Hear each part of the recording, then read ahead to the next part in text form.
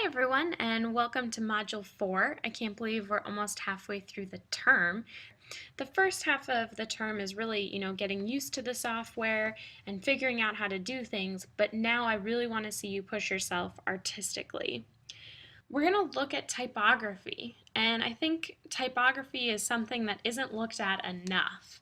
It is a really excellent tool as an artist.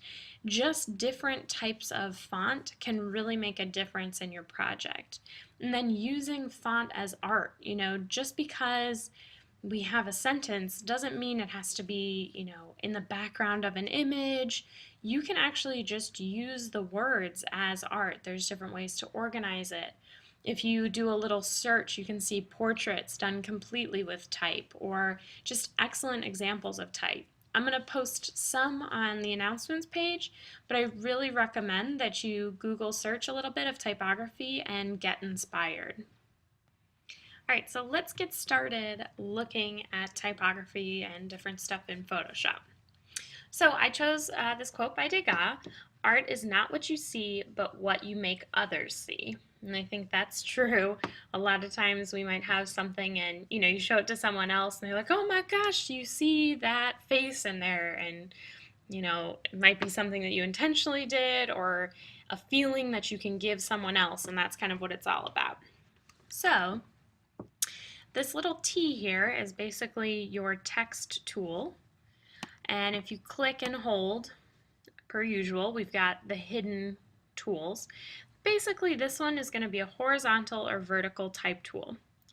Now, I would play around with different things. You could have this just down here and do something up here, but we can play around with kind of dynamic font. It's not going to be an animated font, unless you want to do that for your GIF project, but you can make it just a static image that looks dynamic. So maybe we'll start, and you can click and let go and just do art. Or maybe we want that to be vertical instead of horizontal. So let's try the vertical type tool. Art. Okay. You can always rotate, so if you didn't want it to actually look like it was standing up like this, if you wanted it to be on an angle, you could do your type tool, do horizontal type, we can do art, and then you can always do Command T or Control T, which is free transform, or edit, free transform. And then, the bounding box is going to come up and you can rotate. If you hold shift, it'll keep it steady. So you can do something like that. Okay, so it's up to your own personal preference. I would recommend that if you are going to do text that's sideways, make sure to make them all facing the same sideways. It gets a little confusing if you've got some words this way and then if my other one were to be facing to the right. Okay, so now comes the difficult task of picking a typeface that you enjoy, that you think really explains what you're kind of going for. I'm going to make this upright again. We have this character panel here. You can always go to Window, Character. Okay, character and paragraph are where we're going to really be focusing for this type. So I'm going to go to my type tool, apply the transformation. I don't really do anything. We'll fix that later. And then if you click actually in the text name, you can actually use your up and down arrow keys and scroll through the font. Okay. So you want to pick one that you think really fits. There are some terms you guys should probably be already familiar with, such as serif versus sans serif. Sans means without, and serif are the little tails, these little extra bits on your font. Okay, so because this is going to be more of an artistic view, you can really have fun with it. Push the boundaries of all the different fonts.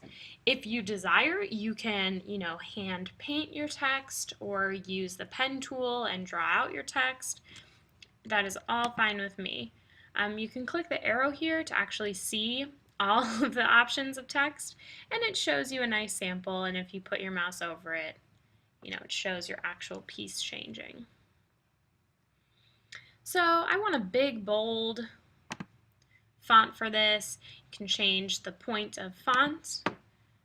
It's basically the size. Points are an actual unit of measurement. So 36 points means for each letter, it's like kind of saying like inches, but it's 36 points wide. With any of these tools, you can hold your mouse over it and it'll tell you what it is. Vertically scale, horizontally scale, tracking and kerning. Tracking is the space between selected characters. So if I want to space out, my letters in art a little bit more, I can change this. I wouldn't really scale. Art or font is an art form, and there were specific artists that made it the way that they did, and that's how they chose to do it. So if you're making your own font, feel free to go to town. I would leave the scale as is, but you can definitely play around with the kerning. Leading has to do with lines of text.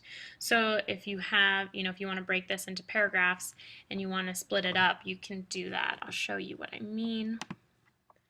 Let's go into this one. We'll move this up. So if I look at the leading, I can bring them closer together.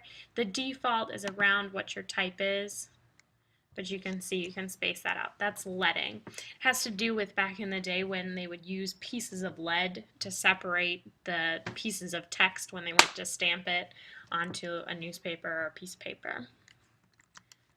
But just undo some of those. Okay. So I really want you to explore different colors, different typefaces. Have fun with this. I look forward to seeing what all of you come up with. And as always, please let me know if you have any questions, and I'll talk to you soon.